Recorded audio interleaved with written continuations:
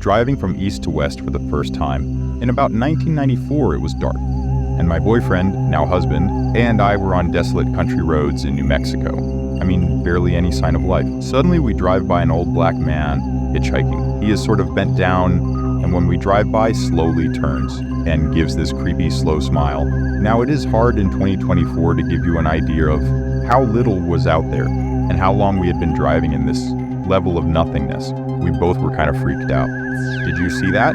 How did he get out here, kind of thing? Now we move on, keep driving, still nothing around. Probably about 45 minutes later, I swear. On my life, this is true. There he is again, side of the road, hitchhiking. To this day, inexplicable. Second story, I live in Eastern Europe, in Romania to be precise. You might have heard about the gypsy witches said to live in my country. Many of them are just pretenders, but this story isn't about them. This is the tale of a real witch. My grandmother used to live in the same village as this witch. I can't say for certain if she was gypsy or Romanian, but in the end, it doesn't really matter. She was a mysterious figure, so old that no one knew her age. This woman openly claimed to be a witch, and she insisted that she had a demon servant. She often recounted how she sold her soul one fateful night in the forest, performing a dark ritual to seal the deal. In return, she was granted supernatural powers and the service of a demon. But there was a catch. She claimed she couldn't die unless she convinced someone else to take on her duty as a witch and sell their soul to the darkness in her place. The witch had 3 daughters, or so people said, but her strange behavior frightened them. They moved away to Bucharest and never returned to the village. Now, you might think she was just an old woman with a vivid imagination, but the villagers knew better. Strange noises were often heard coming from her attic, sounds she claimed were made by her demon servant. Despite their fear, people sought her help, paying her to solve their problems. And her results? Unquestionable, no one ever complained. No matter how difficult the task, she delivered. Neighbors also claimed to see incredible amounts of work completed in her yard and garden overnight, work far beyond what she could have done alone. I don't know if she's still alive, but her legend lingers in the village. Some of you might want to know more, so here are a few additional details. One day, on her way to work, my grandmother met a woman who asked about the witch. She wanted to know where the witch lived.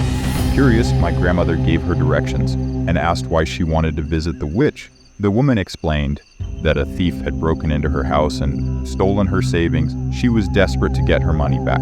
The next day, my grandmother saw the woman, again, this time carrying a bag. Intrigued, she asked what had happened. The woman said she went to the witch, who promised her the money would be back on her table when she returned home. The witch had demanded half of the recovered amount as payment, and the woman had agreed.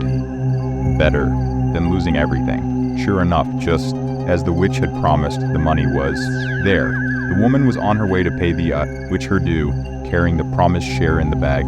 Another tale about this witch involves love, or perhaps obsession. A woman in the village fell in love with a married man and went to the witch for help. She wanted the man to be hers, no matter the cost. The witch asked if she was certain, warning her of potential consequences. The woman didn't hesitate and said yes. Within a month, the man's wife fell gravely ill and died. He remarried soon after to the very woman who had sought the witch's help. These stories are why the villagers believed she was a powerful witch, a real witch with supernatural powers. Third story, years ago, I lived outside Buffalo, New York, on an old estate along the shores of Lake Erie. I rented the carriage house of a historic mansion owned by a doctor and his wife. The doctor was a heart surgeon, and the couple was wealthy with multiple properties, so they weren't around much. Having just gone through a divorce, I appreciated the solitude. Though the carriage house was slightly run down, I loved living there. The mansion overlooked the lake, while my house sat closer to the road, accessible via a private drive that cut through the estate. The carriage house had originally served as the servants' quarters for the mansion's residents back in the early 1900s. Outside, my door was an enclosed courtyard, surrounded by the back of my house, an old carriage barn, a row of empty horse stalls, and a brick wall with an entrance leading into the courtyard. It was a cool place to live. The rent was cheap, and I had access to a private 150-foot beach that hardly anyone used. However, it was quite isolated when the mansion was unoccupied, and there were no close neighbors, since the surrounding houses were sprawling, estates owned by part-time residents. But I was young and fearless, and I enjoyed the eerie charm of the estate. It felt like a hidden gem to me. One night, around 1 a.m., I was driving home from a friend's house. As I drove down a road about 2 miles from my house, I noticed a dark figure standing near the roadside. It seemed odd because it was late on a weekday night. Not exactly a time when you'd expect to see someone out and about. As I got closer, I realized the figure was dressed in a long, dark, shroud-like garment. It looked loose and draped, with part of it wrapped over the person's head like a hood. It reminded me of someone wearing an abaya and a hijab, but looser and less structured. The sight was unsettling, especially since it seemed so out of place for the area. I slowed my car, thinking the person might need help. Perhaps it was an elderly, confused individual who had wandered out of their home. But as I approached, the figure lifted their head and looked at me. My heart nearly stopped. It was my ex-mother-in-law. I was absolutely certain. Her gray brown hair, her eyes, and even the slight, mysterious smile she often wore were unmistakable. She raised her hand and waved at me. Not a frantic wave for help, but a calm, friendly gesture as if to say, "It's good to see you." Fear shot through me. My ex-mother-in-law had passed away 3 years earlier. I hit the gas and sped off, my hands trembling on the steering wheel. After a few minutes, I started to calm down and reconsidered. She had been kind to me when she was alive, and I couldn't imagine her ghost appearing to harm me. What if there was a reason she was there? I decided to turn around and drive by the same spot again. When I returned, the roadside was empty. Still shaken, I decided not to go straight home. Instead, I drove to an all-night diner and sat there for about an hour, sipping coffee and trying to settle my nerves. When I finally mustered the courage to return home, I pulled into the courtyard and immediately noticed something was wrong. My front door was wide open. The glass windows had been smashed, and the heavy wooden door was almost completely split in two. Someone had broken in. The next day, I found a crowbar discarded in the courtyard. Inside, a few items were missing. Some of my clothes, which was incredibly creepy, a jar of loose change, and a kitchen knife. I didn't have much of value, so it seemed the intruder hadn't taken much. What truly unnerved me was the thought of how isolated the house was. Whoever had done this had likely driven straight into the courtyard, hidden from view, and taken their time breaking in. The police were called, but they never caught anyone. It wasn't until hours later, as I processed the events, that I remembered seeing my mother-in-law on the roadside. Dressed like the Grim Reaper, she had waved at me. Looking back, I'm convinced she appeared to delay me. Had I gone straight home, I might have walked in on the intruder. Who knows what could have happened? Maybe they were still inside. Maybe I would have surprised them.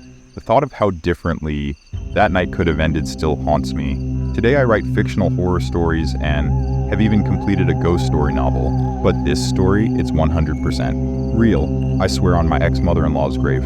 If there's one thing I've learned, it's this. Be kind to your mother-in-law. You never know when she might save your life, even from beyond the grave. Fourth story. I live in Albuquerque, New Mexico, a city that isn't very big, but still the largest in our state. Our city has only 2 major highways. And one quiet Saturday afternoon, my husband and I were driving on I-40, passing the Carlisle exit. As we cruised along, something on the side of the road caught our attention, a man sitting down and eating. But it wasn't just any man or any ordinary scene. He was dressed in a sharp black suit and a top hat, seated at a small, round white table set with glassware. He looked completely out of place. There was no one else around him. Just this lone figure enjoying a meal by the highway. My husband and I were stunned. We exchanged glances, both of us asking at the same time, "Did you see that?" At first, I thought it might be a film shoot. Albuquerque is no stranger to productions, and it wouldn't have been unusual to see cameras and crew, but there were no signs of filming, no semi-trucks loaded with equipment, no crew members bustling about, just the man, the table, and that surreal moment. Curiosity got the better of us, so we decided to turn around for another look. My husband took the next exit, San Mateo, and looped back onto the highway, this time starting a little farther back. From the Carlisle exit, it couldn't have taken us more than 5 to 10 minutes to return to the same spot. When we passed by again, the scene was gone. No man, no table, nothing. The spot where the bizarre tableau had unfolded was now just an empty stretch of road. We were baffled. If it had been a film shoot, they would have had to pack up incredibly fast. but there was no evidence left behind, no indication that anyone had been there at all. This happened 5 years ago, yet the memory remains vivid. To this day, we still wonder, was it a ghost? A glitch in the fabric of reality? A brief glimpse into a parallel universe?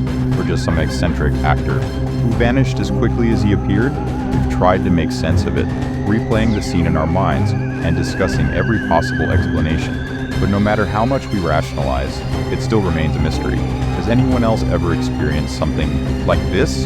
Fifth story, as a child growing up in a small town in Mexico, I often heard tales about ghosts, spirits, witches, and even the devil. Back then, I dismissed these stories as exaggerated folklore, the kind of tales meant to frighten children into behaving. But as I grew older and reflected on the things I experienced, I became convinced that evil is real, and it hides in the most unexpected places. I spent my early years in the town of Purulo, located in the state of Guanajuato. Today, Purulo is more modern, with paved roads and cars, but during my childhood it was a simpler, quieter place. The town lay cradled between tall, forested hills, which during the rainy season would transform into dense jungles. The vegetation grew, so thick that only experienced hunters dared to enter, and even then, they always went in groups. The hunters fascinated me. I longed to join them on their treks, to learn how to shoot, track, and hunt. My older cousin Jose was one of those seasoned hunters, and I constantly pestered him to take me along. For years he refused, citing the dangers of the forest and my inexperience. But one day, to my surprise and excitement, Jose finally agreed. "You can come," he told me, "but you have to listen to everything I say. It's dangerous out there, and I need to make sure you're safe." I nodded eagerly, agreeing to whatever he said without hesitation. That night I could hardly sleep. My mind raced with images of the forest and the thrill of the hunt. The next day, Jose helped me pack a small backpack with essentials. By late afternoon, we were at the edge of the forest where most of the other hunters were already waiting. In total, there were 7 of us, including Jose and me. Each man carried a rifle and wore rain gear, ready for whatever the weather threw at us. The sun was hidden behind dense rain clouds, casting an ominous gray light over the landscape. Still, no one seemed concerned. When the last member of the group arrived, we set off into the forest. As we walked deeper into the woods, the drizzle began. Raindrops pattered softly against the leaves and shrubs around us, blending with the squelch of wet earth beneath our boots. The group moved in near silence, focused on the task at hand. Hours passed and we followed a narrow path that wound its way deeper into the forest. The further we went, the thinner the trail became, overgrown with vegetation.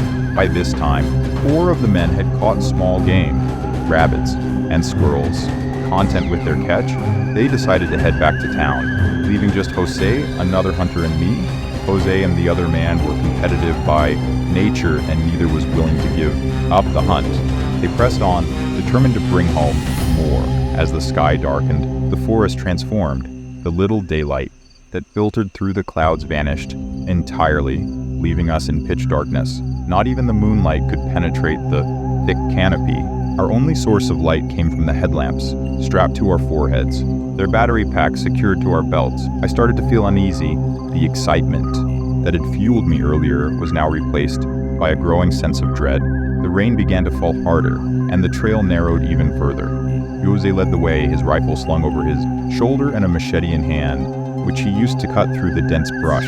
Behind me, the other man held his rifle at the ready, his head swiveling back and forth as he scanned the trees for movement. Eventually, the rain eased into a drizzle again, but the silence that followed was unsettling. The forest, once alive with the sounds of birds and insects, was now eerily quiet. No wind rustled the leaves. No crickets chirped, nothing. The air felt colder, and I could see my breath in the beam of my flashlight. "Jose," I called out softly, "I want to go back." He turned to me, his expression serious. "We can't go back yet. Someone asked me to bring them a rabbit," he said firmly. That's when I realized this wasn't just a hobby for them. Hunting was a livelihood. People in town relied on these men to bring back meat for their families. Understanding this, I didn't argue further and kept walking. We're after the first dome, and suddenly, we heard it, a faint crack, like a twig snapping underfoot. All 3 of us froze, our flashlights instantly turning toward the source of the noise. Jose lowered his machete and gripped his rifle. While the man behind me did the same, I held my breath, my heart pounding in my chest. This was it, I thought. We were about to catch something, but what emerged from the darkness wasn't what I had expected. As we scanned the darkness, another sound emerged from the silence. It wasn't the snap of a twig or the rustle of leaves. This was different. It was the unmistakable cry of a baby. The sound pierced the stillness of the forest, soft at first, but growing louder. I was startled to hear it, but I wasn't immediately afraid. My young mind struggled to make sense of it, a baby, out here in the middle of nowhere. I looked to Jose for guidance, hoping he'd explain what to do next, but Jose wasn't moving. His flashlight beam was frozen on the forest. Ahead, his eyes wide with fear. Slowly, he turned to look at the other hunter. Their shared expression of terror sent a chill down my spine. "Es una pinche bruja con un niño, güey," the other man whispered harshly to Jose. "A witch and a stolen baby." The words hit me like a slap, and panic gripped me instantly. My heart raced as the baby's cries shifted. Its pitch deepened into something unnatural. That sweet, high-pitched whimper morphed into a guttural, malevolent wail. It was unlike anything I'd ever heard. And to this day, I can still recall that sound with chilling clarity. I stood paralyzed, unable to move. As my body trembled uncontrollably, fear swallowed me whole. I fully expected some horrific creature to step into the beam of our flashlights at any moment. Before I could process what was happening, Jose grabbed me by the waist and threw me over his shoulder. The other man snatched up Jose's machete, and without a word, they both bolted down the path. Their fear was palpable. Whatever courage they usually carried in the forest was long gone. The chase as Jose ran, my body bounced on his shoulder. I twisted my neck to look behind us, scanning the dark path. The cries had stopped, replaced by a deep, guttural growl. It was following us. "Close your eyes," Jose shouted, his voice strained. But I couldn't. My gaze was glued to the shadows behind us. The men ran as fast as they could, their breaths ragged and desperate. The narrow path forced them to jump over fallen logs and brush. Jose struggled under my weight, falling behind the other hunter. As we approached another log, Jose stumbled, his boot catching on the wood. He managed to regain his balance, but in the process, the cord powering my flashlight came loose. My light flickered and went out, plunging me into total darkness. For a few terrifying seconds, I strained my eyes, trying to adjust. Then I saw it. Something was on the path behind us, pale and deformed. Its skin was the color of a corpse, almost glowing in the faint moonlight. At first, I thought it was a dog, but I quickly realized it wasn't. The creature was hairless, save for long black strands on its head that hung over its face. It moved hunched forward, its elongated limbs swinging unnaturally. Its body resembled that of a frail, bony human, yet its movements were anything but human. "Jose, I see it," I yelled, scrambling to reconnect my flashlight. Jose didn't respond. He just kept running, his breath ragged and heavy. Finally, I managed to reconnect the battery, and my flashlight came back to life. The beam illuminated the creature fully, and I screamed. Its body was grotesque, its skin stretched over sharp bones. Its sagging chest revealed what looked like the breasts of an old woman. The thing ran awkwardly on two legs, hunched over like an animal, its long hair swaying with each step. Tears streamed down my face. My chest felt tight with the certainty that it would catch us and kill us. A desperate escape, the sharp crack of a gunshot shattered the night. The hunter ahead of us had turned and fired. The shot echoed through the trees, and a blood-curdling scream followed. A woman's scream, mingled with the high-pitched squeals of an animal. I twisted in Jose's grip to see the creature falter. It hunched over in pain, its scream reverberating through the forest. The sound was unholy, a mix of agony and rage. Jose placed me on the ground, his movements frantic. He pulled his rifle from his shoulder and aimed at the creature, his finger hovering over the trigger. Before he could fire, the thing lunged sideways, disappearing into the thick brush. Its screams faded as it moved deeper into the jungle. "Run!" Jose barked, grabbing me again. We sprinted down the path, the dense forest flashing by in the beams of our flashlights. I buried my face in my hands, too terrified to look back. The aftermath, at the edge of the town. Both men were drenched in sweat, their breaths coming in ragged gasps. Jose set me down, leaning against a tree, to steady himself. "No le digas a nadie," he said firmly. "Don't tell anyone." The other hunter nodded silently before heading toward his home. Jose and I walked back in silence. I kept my promise. I didn't tell anyone, not my family, not my friends. That night formed an unspoken bond between Jose and me. Despite their fear, Jose and the other men continued hunting in the forest after that, but I never asked to go again. On sign of a darker tale about a month later, whispers spread through town about a hunter from a neighboring village who had almost been killed while tracking game. He had separated from his group and become lost. When his companions found him hours later, he was unconscious, his body covered in deep scratches.